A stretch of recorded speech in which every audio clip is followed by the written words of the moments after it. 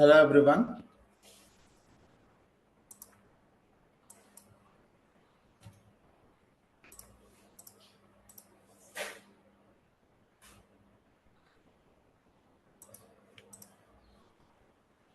Okay, hope you all can hear me. So we were planning about creating a PySpark job, and we couldn't able to create. We were facing a problem with the DataProc cluster, right? So let us try to do it today. So if you remember, guys, so this is our plan. So assume that we have a cloud storage bucket.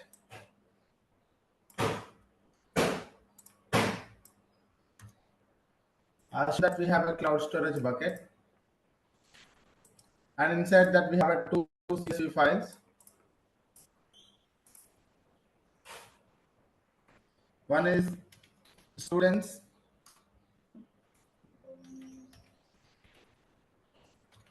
students.csv.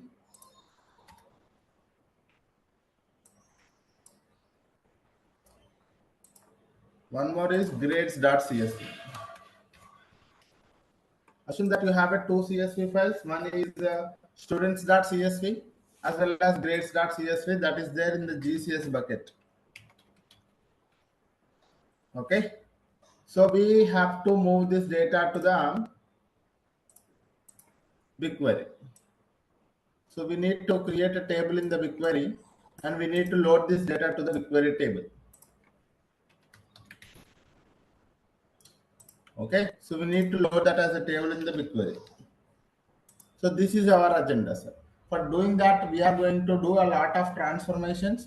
We need to join these two CSV files. We need to first create a data frame, join them, aggregate them, and then we will try to load this data to a BigQuery table. And this is what is our agenda. Okay. So this is our agenda, guys. Any question here? Fine.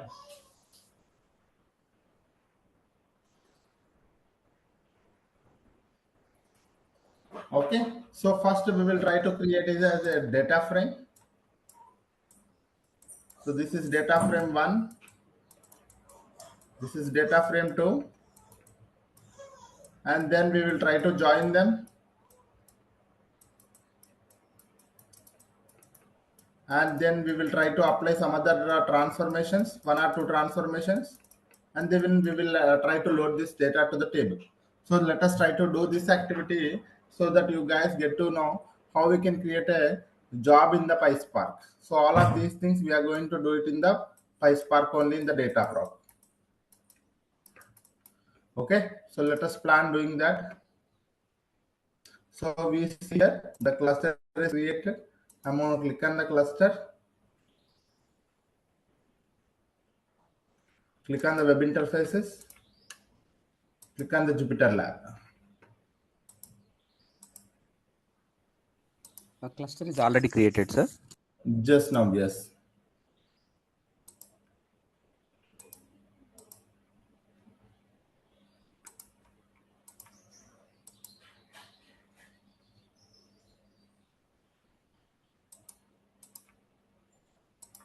So you guys can see here the cluster is just now created. Okay, I'm going to click on this PySpark notebook. Okay, so let me increase the size.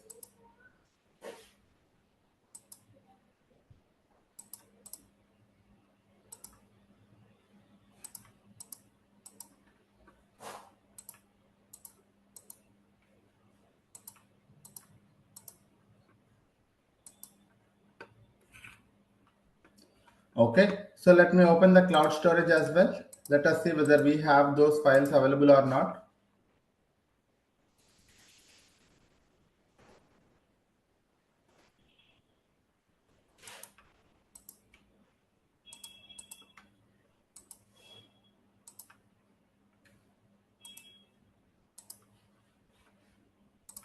Let me go to the cloud storage.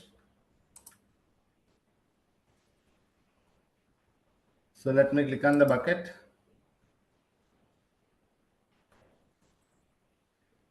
You guys can see here we have a students.csv and maybe let me go here. And yeah, you guys can see here, right? So we have a grades.csv and students.csv.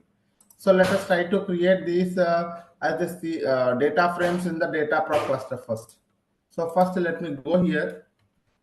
So I would say source connection. Okay. So let us try to create it as a data frames. The very first thing is that first we have students path. Similarly, we have grades path. So these are the input paths I'm creating, guys. So the input path for the CSV file that is available in the Google Cloud Storage, I'm going to click on the CSV file, copy this path and paste it here. Similarly, for the grades path, go to that particular file, click on the file, copy this particular path and paste it here. So this is how it is, guys. Next, we need to create a data frame. So data frame 1 is equal to spark.read.csv. So if we are having a CSV file, we are going to read the data from the spark.read.csv and mention the students path. Copy the path and paste it here. Similarly, df2, okay, let us say df1 dot show. And if you wanted to say df1 dot print schema. So if you wanted to print the schema also, you can do that.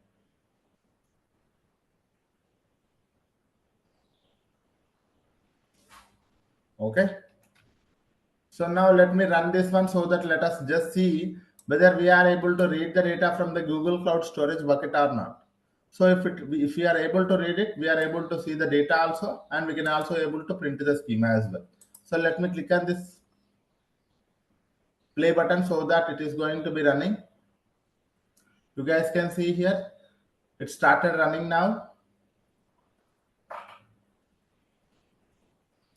See, we are able to successfully read the data.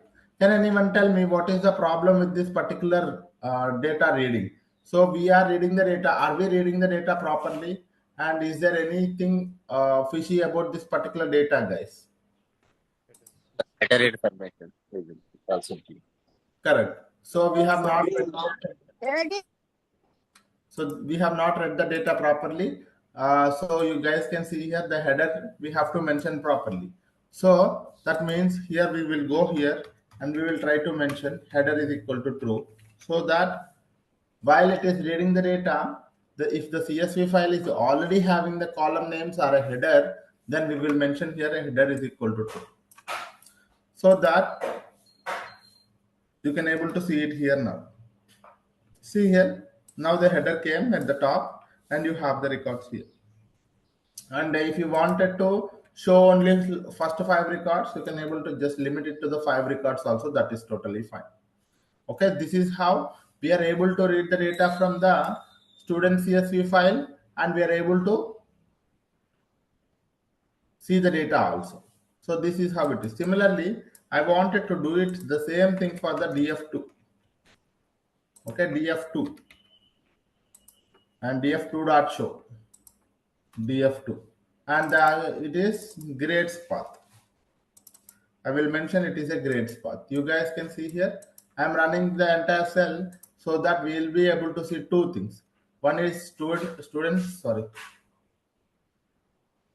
Both it read as, yeah, you guys can see here. Sorry. So here we have the students data frame. Here we have a grades data frame. So this is how first we are able to read the data. The very first thing is that we need to, whatever the file it is, whether it is a CSV file, JSON file, agro file, Parquet file, we must be able to read the data from that particular file, and we should be able to properly read it and see the data. Once we are able to create a data frame, we need to apply the transformation on top of this data frame. Okay, so that is how we have to do it, guys. For first we are able to read the data. This is what we have done it. Now once the data frame is created, let us try to do few transformations. So the very first thing I will try to do is that if the data frames are having any duplicates, assume that if I wanted to drop any kind of a duplicate that is there in the data frame, I am going to drop it. Drop duplicates or remove the duplicates. Remove the duplicates. This is what happens, right? So when you are dealing with the data, there can be a duplicate. So that is the reason we will try to drop the duplicates.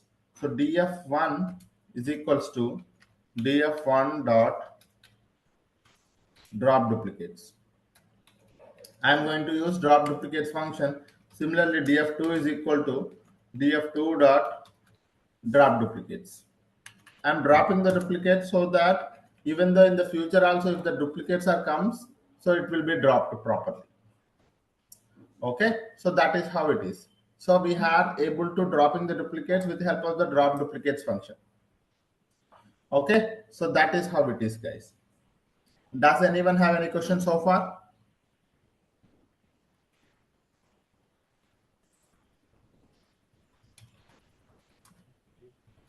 Header true, what it will do, sir, that one? I've shown you, right? If you don't mention the header true, what will happen also I have shown you. Right, what is happening? Okay, header names are not coming. Okay. So if you don't mention the header, it does not, it consider that the entire CSV file is a data. Okay, so it will be creating it as a data and it creates a new columns. Okay, so if you mention header is equal to true, that means it will understand that in your CSV file you have the column names and it will consider the first row as a column names. So that is what it will do. Okay, so now we have removed the duplicates also. Now let us try to join the two data frames, guys. Now let us see df1 dot show 1. So let us see 3 records each or 5 records each. So I have here df1 dot show. Similarly, df2 dot show also. So we have here df1 dot show, df2 dot show. So if you wanted to see the count also, you can able to see it here, guys. For example, I want to see the count of these things. Okay, you can able to see the count also. Okay.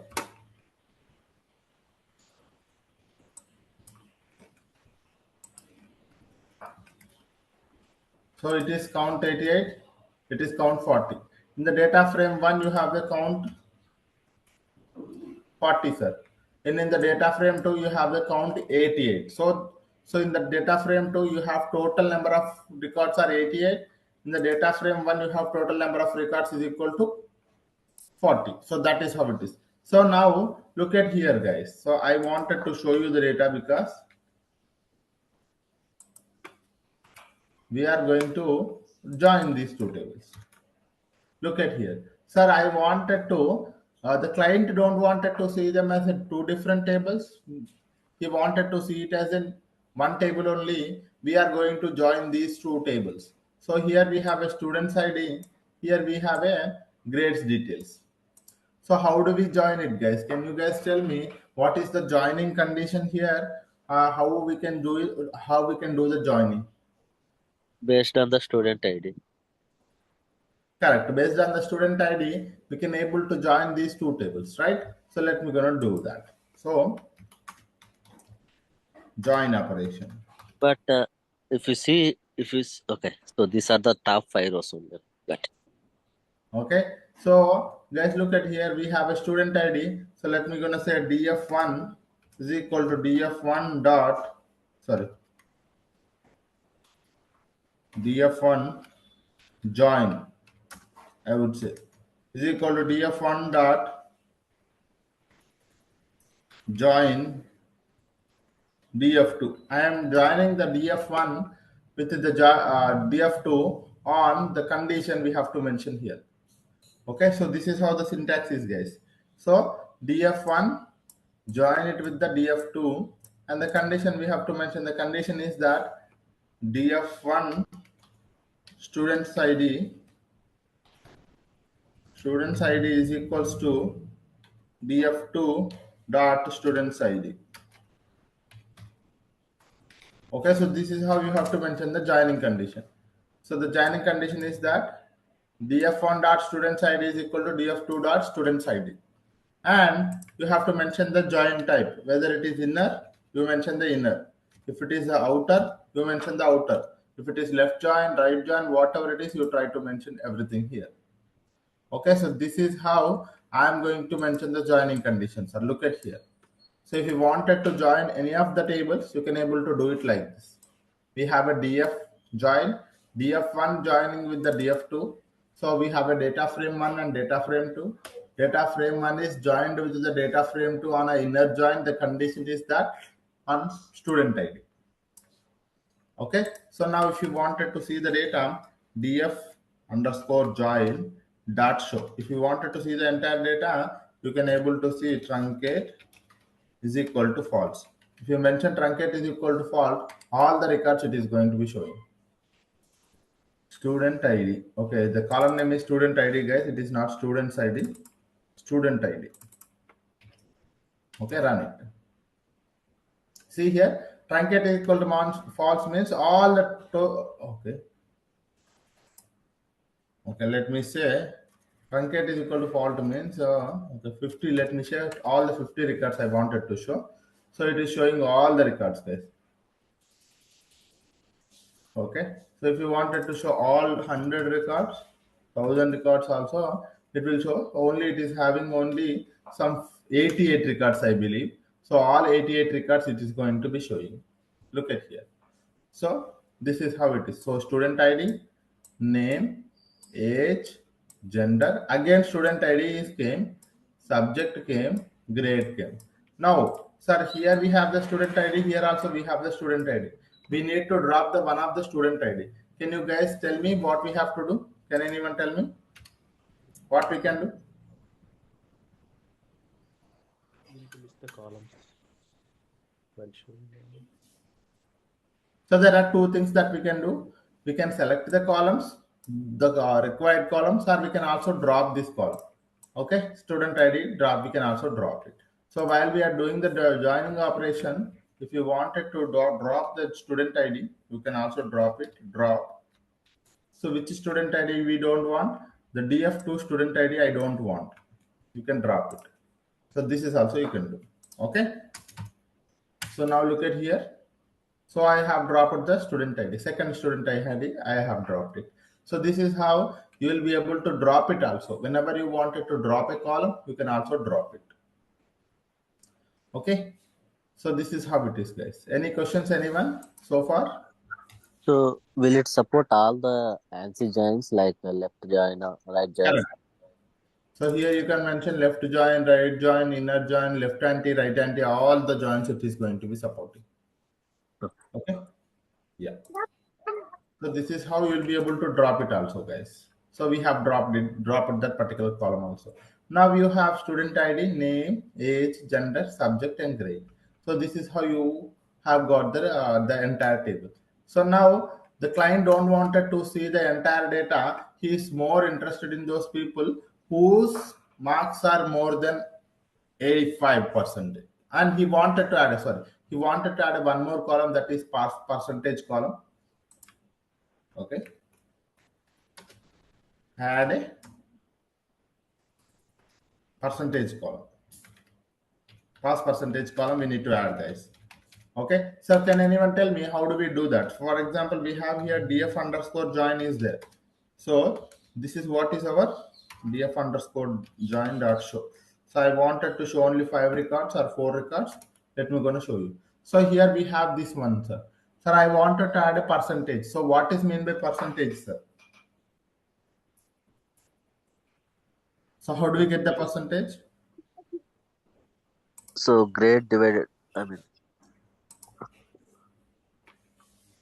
Yes, so grade divided by total marks into 100. correct. So get divided by total marks. So for example, let me take only one person. Okay. So I would like to see one person filter. I wanted to add a filter so that I can able to see one of the person, that is students ID. is equal to 1. Okay.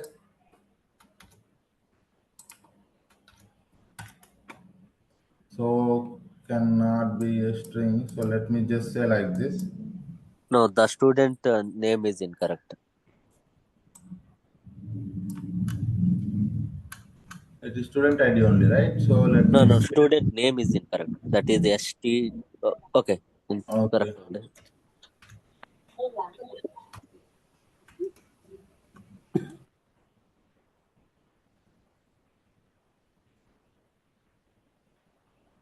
Okay, so let me do that. So usually we can mention df dot student ID. Kernel is connecting. Maybe student ID one is not there. So. Oh, it's not there. No, it will show, right? Even though it is not there, it will show. Okay. So something wrong with the clusters only. I think it is confused from which data frame to take. Let us mention df underscore join dot student ID. Okay. Now let's run it.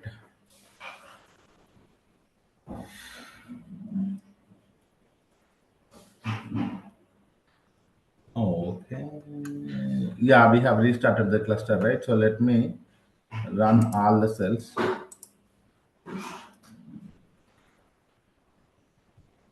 So it is going to be running all the cells one by one more time. So let us wait.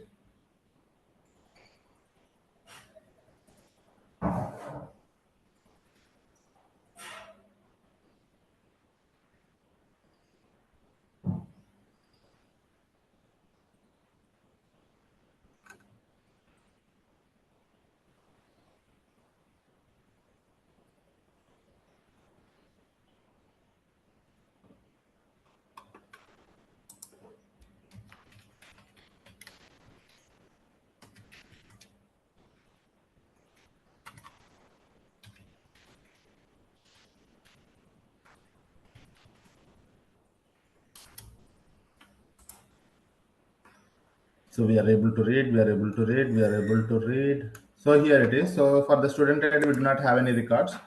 Maybe let us take 5. So it is how this is how it is, guys. So we have only two actually. We have only two subject. One is this one, that is physics and maths. Okay. So I wanted to add a one more column, that is percentage of the particular so let us take it as percentage. Let us try to add. So percentage is that, so total okay, so this is how the marks by the total marks, right? The marks in that particular subject by the total marks, that is we wanted to find it out. Okay, so if I wanted to find the percentage, so what I will do, so total marks is 200 because two subjects only we have, and for each subject it is 85.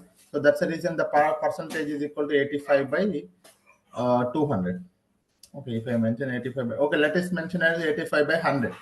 Okay, so I wanted to add one more column, that is, for example, let us try to see df underscore join. Okay, df underscore percentage, let me say percentage is equal to df underscore join. Okay, dot, we wanted to add a column, so whenever we wanted to add a column, we can say with the column we can add it, we will say percentage.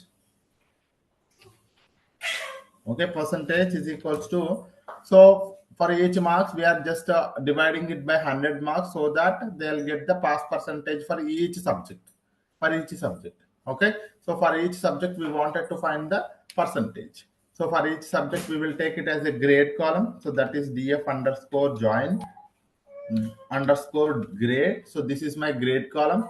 So divided by, I wanted to do 100, divided by, I wanted to do 100, so that we will be able to get the percentage. Okay, so usually, so this is not a proper column. So let me just think about it, if we can add any other column. Yeah, let us try to add one more column, guys, which is a country of these people. Okay, let us not worry about that. Sir, I wanted to add a country of that particular column. So for all of these students, we wanted to add a city or country. So for all these people are coming from the India.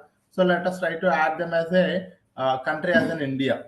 Okay, so let us try to add. So the main intention is that I wanted to just add a one more column, which is whether it is a country column or whether it is a city column or whatever it is. Just wanted to add one more column so that you guys get to know how we can add a column in the data frame.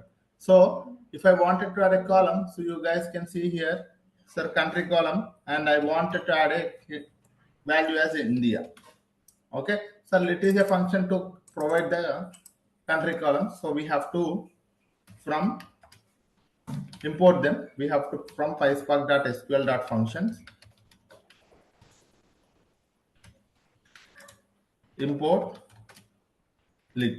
So we are going to add a lit function. We are going to use the lit function for the constant value for all the students. The country name should be India only. So it is a constant value throughout all the column. So that's the reason we are going to use the lit function. So you guys can see here now. So it ran successfully. If I wanted to see it, okay, dot show, I would say maybe let us take it as 7 records. Let us try to see. So you guys can see here. So we have added a one more column, that is a country column. For all the two students, we have added a country as a India only. So this is how, if you wanted to add it, you can able to add it easily. Okay, so this is how, sir, we have doing a few transformations such as, so as per the requirement, as per your business requirement, we are going to add each and every transformation, guys. So first we read the data and we transform the data using we drop the duplicates, we do the joining operation, and we do this one also. And sir, if you wanted to do any of the transformations also, we can also do it. Okay, any question here, sir, so far?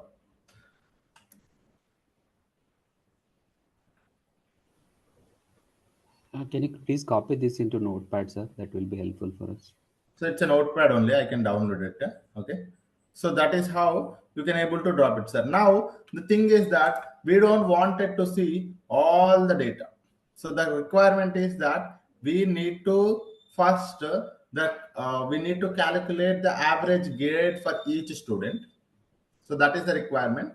The requirement is that average grade we wanted to find, and the client is more interested in towards those people whose average grade is more than 80, whose average grade is more than 80. So for that one, we need to first, what, sir, we need to do, we need to add a column for the average grade.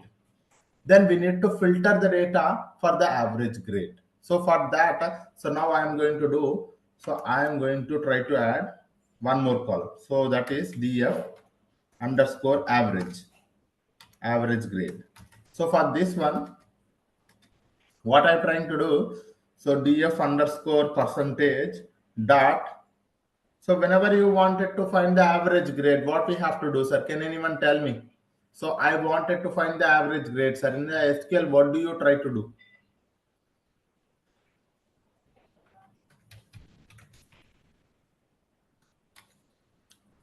So you will be doing the group by, right? So you first group the data based on the student ID, and you can average. You can do the average based on the grade column, so that you will be able to get the average grade, right? So now student ID I am going to insert here. Okay. So and aggregate function I am going to use. That aggregate function is average, and I'm going to call the column name is df underscore percentage dot grade. So this is a column name. Okay, if you wanted to alias this column also, you can do that. Dot alias as average grade. So this is how it is, guys. Now these aggregate functions are not directly available. We need to import that. Okay, we need to import that. So that is from PySpark.sql.functions import average. Okay, so now I have mentioned here So aggregate functions, I am trying to do the group by based on the student ID and aggregating the data based on this particular column and aliasing this particular column as this one. Okay, so this is how you can able to do it, sir. Once you have done it properly, so if you wanted to see the data also, you can able to do it, dot show. So let us try to perform it, and if you see if issues are there in the code. So that is how you see here, guys. So we have the student ID and we have this average grade also. Okay, we have the student ID and we have also the average grade also is there.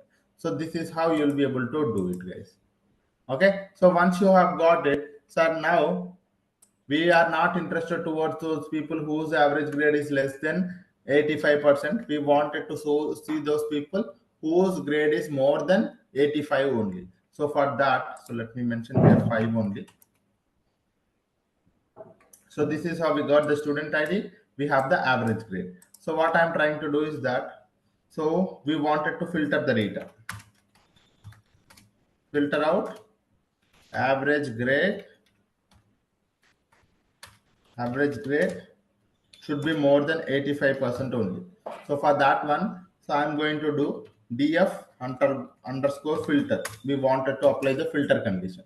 So filter condition on this particular data frame, copy the data frame, dot, apply the filter, and you will be able to see, sir, if I wanted to apply the filter based on this grade, right? So that is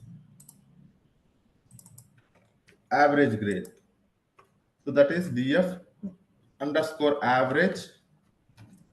The column name is dot average grade. So this is my average grade, should be more than 85 or less, more than I mean to say greater than or equal to 85. So this is how you can able to see if you wanted to see df underscore filter dot show. Okay, so you'll be able to see it now. So this is how it is, guys. So you'll be able to see all of those people whose average grade is more than 85 only. Okay, so earlier if you wanted to see the count here for this one, dot count, if you wanted to see, so the count is so it is not showing the count. Okay, here it is, the 40. It has 40 records. Now if you are seeing the count here, df filter, you will be able to see the less count. It is because some of those people whose average grade is now less than 85, right? So that is the reason. So you can see here, guys, it is only 31. That means 9 people are there. That means 9 students are there whose average grade is less than 85. So that is the reason they are not included. Okay, so this is how whenever you wanted to transform your data, first you try to read the data. You transform the data as per your requirement, removing the duplicates.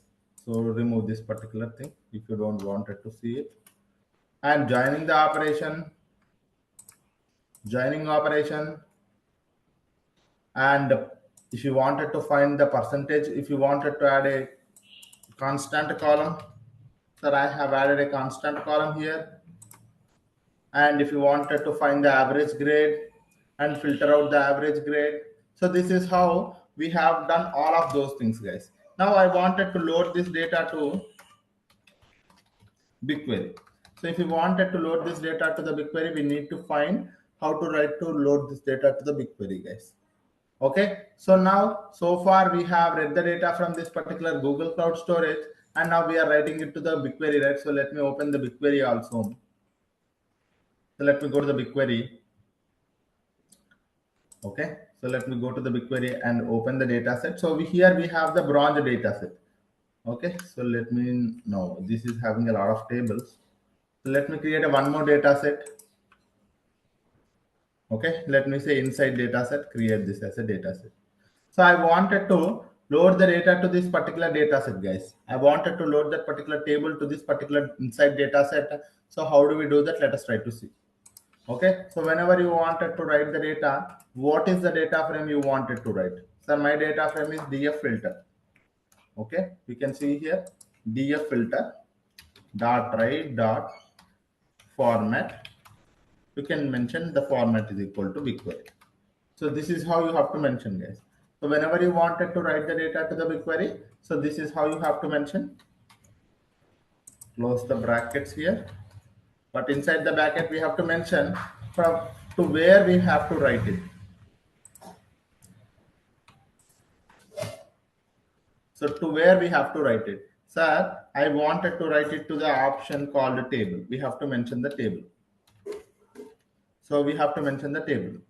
So if you wanted to write it to the particular thing, so here I have it actually. So you can able to see here, right? So whenever you wanted to write it to the BigQuery, so df dot write. So I'm gonna just tell you guys, look at here. So you have to write df dot write. The format is equal to BigQuery. The option, we have to mention the table name, and temporary GCS bucket we have to mention, and the mode, whether it is append or overwrite, let us try to mention. So let me look at here. So option, comma, we have to mention the table ID here. So what is the table ID? I will try to add. So the table ID is that which table you wanted to write it to. Sir, I wanted to write it to this particular data set. Okay, I wanted to write it to this particular data set. Copy this one. Dot, we can say it is a students table.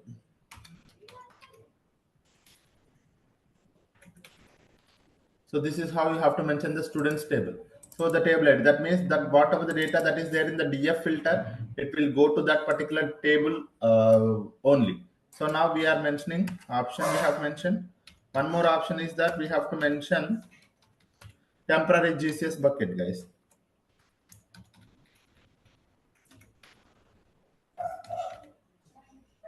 Temporary GCS bucket. So we have to mention some bucket as a temporary GCS bucket. You can take any bucket as a temporary GCS bucket. I'm copying this one. Okay. So this is temporary GCS bucket we are mentioning. And finally, we are going to mention the mode. So the mode is whether you wanted to go for append or override or whatever it is. Finally, dot save. Okay, so this is how df dot filter as write, format BigQuery, option table. So to where we wanted to write it, you have to mention the table ID. So I have mentioned that table ID as a variable here and use that variable here.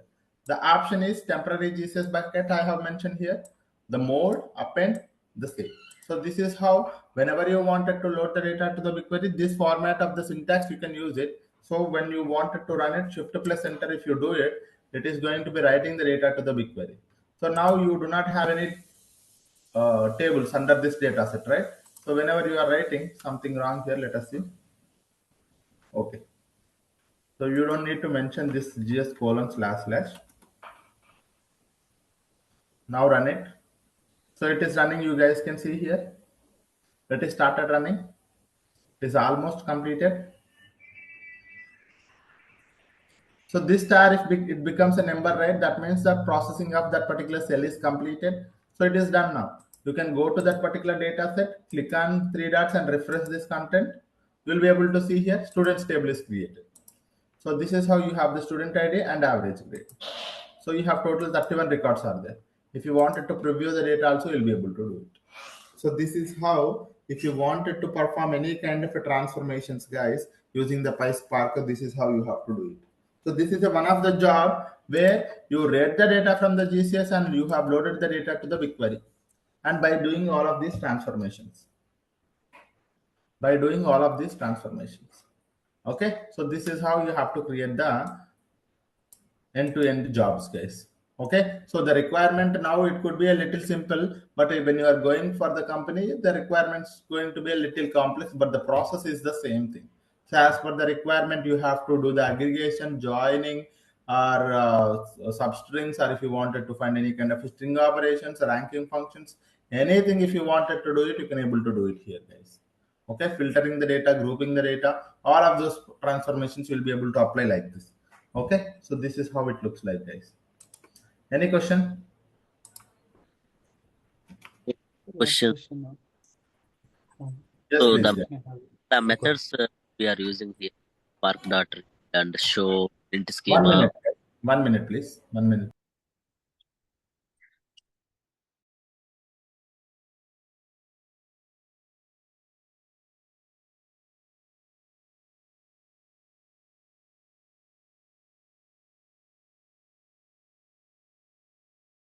Yes, please, guys. Yeah, someone is asking a question. Yes, please. Yeah, so these methods which we are using, right? Spark.read, show, print schema. Correct.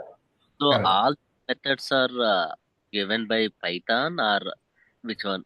Or it is So a all are from the PySpark only. So these are all the built-in functions for the PySpark only. Spark.read.csv or JSON. Usually, if you guys are actually attending my first advanced class, right? So these are very, very important to whatever I am saying. So now we have to just create a job. Maybe I cannot, focus on the PySpark, right? So that is the reason I am just directly went to the job. Usually, how it looks like is that, so whenever we wanted to create a data frame, we will be creating a data frame from the hard coded data. So you will be understanding how to read the data from the multiple data sources. First thing, if I have a text file, how to read the data, and if I have a CSV file, how to read the data and create a data frame, JSON file, Parquet file, Avro file, MySQL, and BigQuery table. So this is the approach that we should learn. But in this bootcamp, I just told you how you can able to create an end-to-end job. But usually, if you have any file format, you should be able to read it. And if you have any file format, you should be able to write it. Sir, I have a data. I wanted to write it to the CSV file, write it to the text file, JSON file, Parquet file, MySQL table, BigQuery table. So if you have any data, you should be able to write it to the any of these formats. So that is the agenda that you guys should know.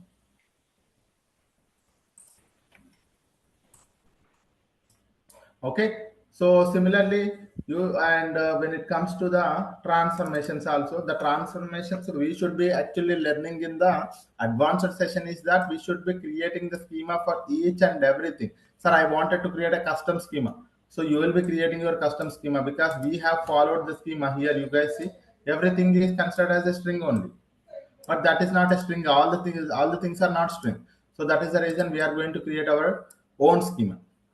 And I wanted to add a columns. Sir, I wanted to rename the columns. I wanted to select the specific columns, case conditions, order by and sort, dropping the duplicates, distinct function, filtering the data. And here we have, what is this one? Yeah, adding a, creating a one more data frame, sorry. So count, aggregate functions, grouping and aggregate functions, and union all, joins, left join, inner join, right join, full join, cross joins, all of the joins. And here we have left to inner, right to, and again we have, sir, if I have it, the data which is in the form of a nested fields. You guys look at it here.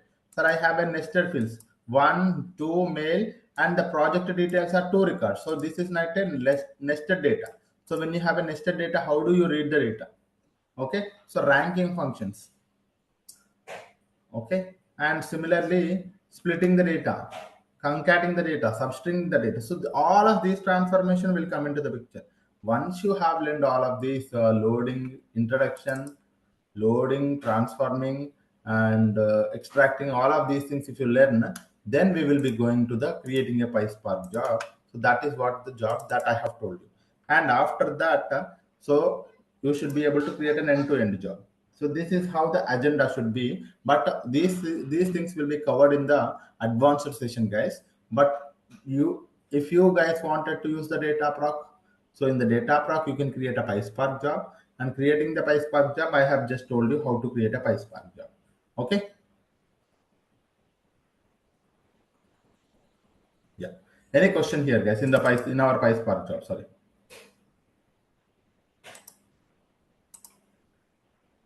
Yeah, this is the one.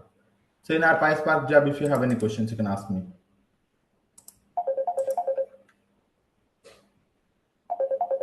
so PySpark is a separate API for Python, right? PySpark is one of the highly used data processing framework. Okay, it's a very, very extensively used data processing framework. It is for the big data. So it's built on any other programming language? Python. Oh, Python. Python with Spark is nothing but a PySpark. Okay. Yeah.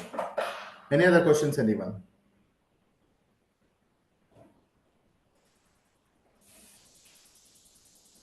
Any other frameworks like other than PySpark to You have it's not PySpark, it's Spark you say. It's a Spark.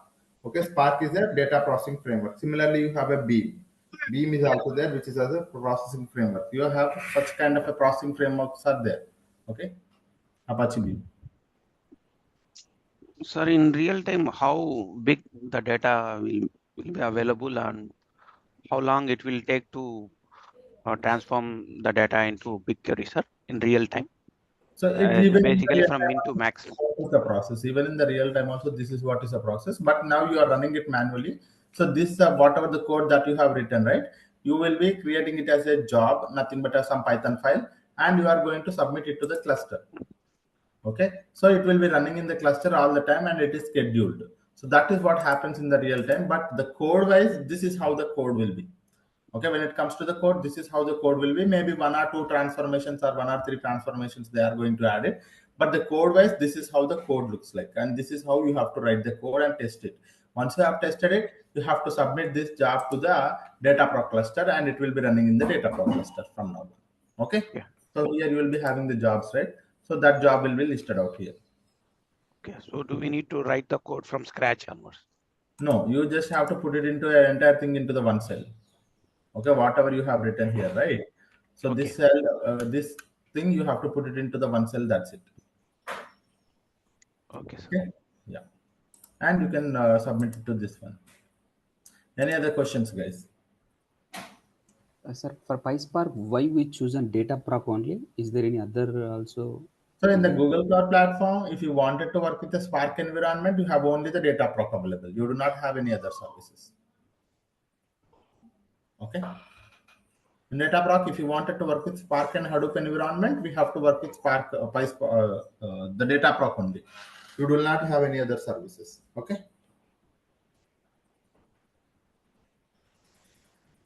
Yes, guys. Any other questions?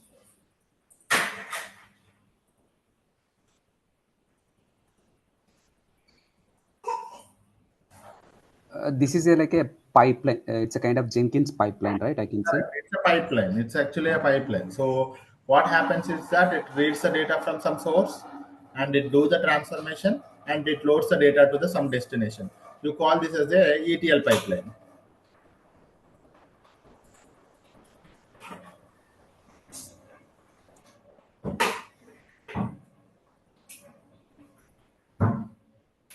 Okay, it's like a ETL pipeline. So this is how the data pipelines are created.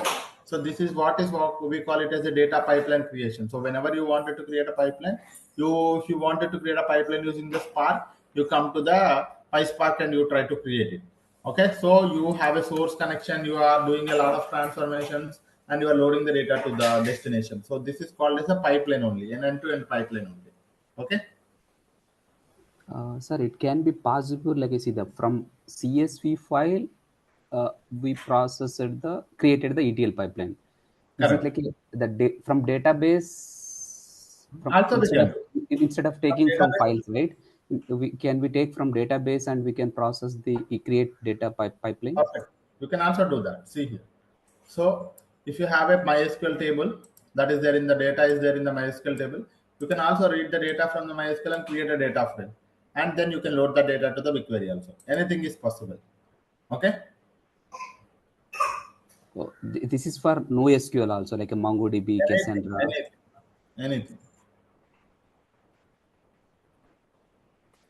So if you have some database, you wanted to read a data and you wanted to create a data frame, that is possible. That is what we actually do in the advanced sessions. Okay. Yeah. Any other question, guys?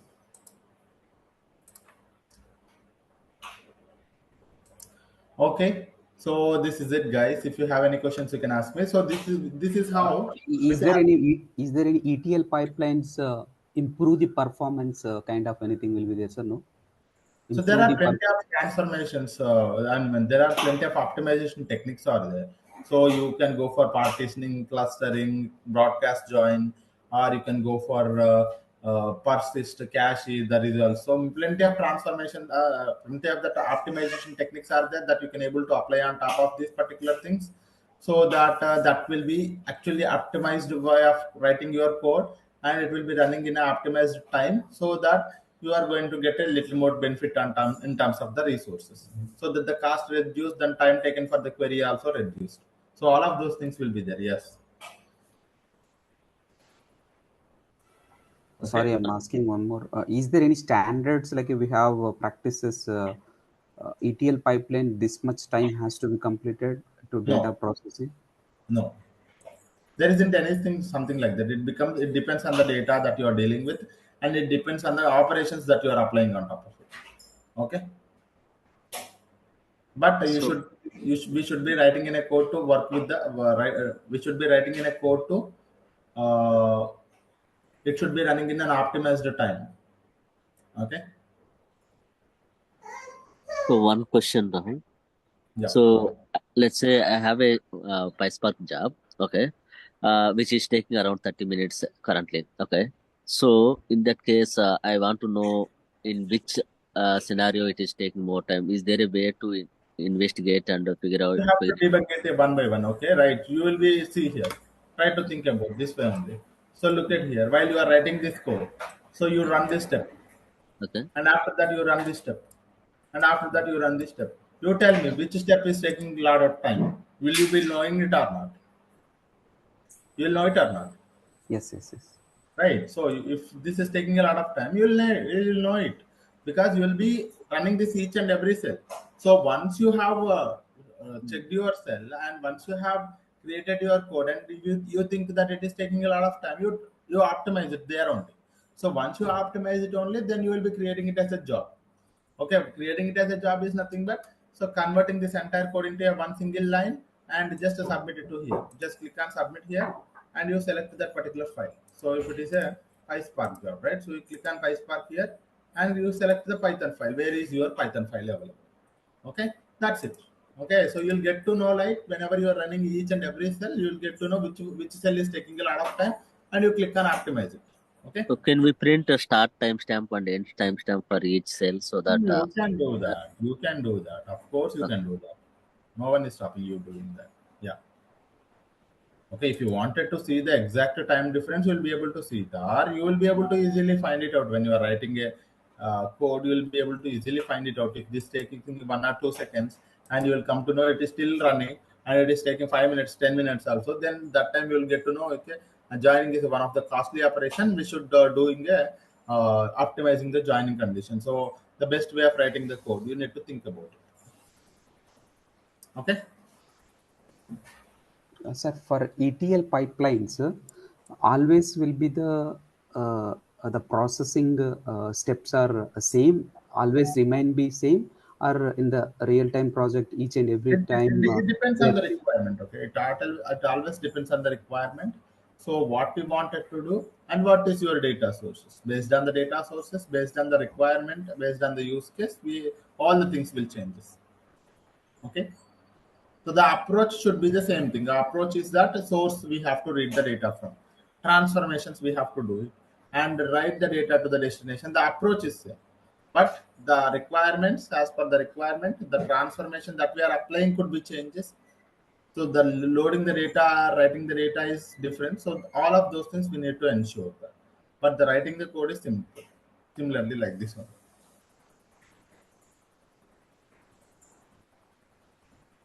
why I asked, right, in generally web applications, right, the pipelines will be always will be standard. When it comes to data processing, you Data are saying, processing different. Data yeah. processing always changes. Okay. Web application pipelines, CI/CD pipelines, those are one-time writing, can be used for 100 times for 100 projects. But data processing pipeline, you are writing it for this is only for this particular requirement. Okay. If you have a one more requirement, that entire data processing pipeline is different again. Okay. Some of the code can be reused, but most of the things can has to be written from the scratch. Okay. Is there any steps we can reuse these steps? No. Can we write one common file No. instead of writing the It's not all possible. steps? It's not Writing possible. a common file is not actually possible. Okay. But as per the use cases, as per the requirement, sir, I have a requirement, and this requirement is same. In that case, you can write your own template. Okay, you can write your own template, but usually that is not actually happens. Every time it changes. The requirement every time it changes. Okay, the template, you can use this template, right? So you, for example, sir, I have written here. So tomorrow it is not student CSV file, it is some other file. It is not this file, it is some other file. You come here and change it. Everything changes, right? Automatically. Yeah, So it the totally first depends. the first step it will be changing always, but the filtering and transforming these steps are common, right? That's what No, Justin is no, saying. no, no, no, no, no. See here, that's what you have to understand. See here, the joining conditions changes, the joining type changes, dropping the column number of changes. For example, I may have to drop few more other columns also. And here I may have to add other column instead of country column. I may have to add other columns also, and we may have to group the data based on some other conditions. And maybe it is not grade column, some other column, and we are filtering the data on some condition. This condition may change tomorrow, so nothing can be reused. Only the syntax that when I said df dot filter, that is same, but the condition changes here. So everything is changes. We cannot reuse it actually. Okay. But here, whatever we observe right here today, transformation is more steps, extraction is one step, and loading will be one step, right, sir? Always that is what happens. Always. So extracting the data from multiple data sources. I have here 2 data sources. Tomorrow you may have some 10 data sources. The loading step is same, and the writing step is same, but the transformation takes a lot of time. Okay. Any other questions, anyone? Can you please help me? These are all like the files in Drive, sir. We can go through once. Sure. This I will try to upload it, guys. In general, in today's session, what are the main interview questions may I will ask, sir? So there will be a plenty of interview questions, guys. Usually they will ask like, how do you read the data from a CSV file? Okay, how do you read the data from a CSV file? So Spark dot read that. If they are also ask you, it's not only for this particular thing. If they'll ask you, so can you? We have a JSON file, and in the Spark we have to create it as a data frame and do the transformations. How do you read the data properly? And for applying for adding a column, which transformation you will do it? And if I wanted to group the data, how do you do that? So if you wanted to aggregate the data, what is the difference between the join? What is the difference between the left join and anti-join? And what is the different? What is a join type called broadcast join? So there are plenty of interview questions that they are asking in the upcoming sessions. Okay. So mostly they may ask basic one, sir. So how No. Actually, because when you are going as a PySpark developer and you are working on a PySpark, if you say, they will go up to the optimization levels also. That is okay. So yeah, optimization. They mainly focus on the optimization. So because if they ask something on the optimizations, and if you are telling the answer, that means you know a good experience on the PySpark. Okay, PySpark is all more about the optimization. So writing code, every can do it, but optimized way of writing a code is important in the PySpark. Okay, sir. Thank you. Yeah. Sorry, last question, sir. We transformed from CSV file to BigQuery we load, right? BigQuery, is there in like a primary key, foreign key like that? It will take no, right?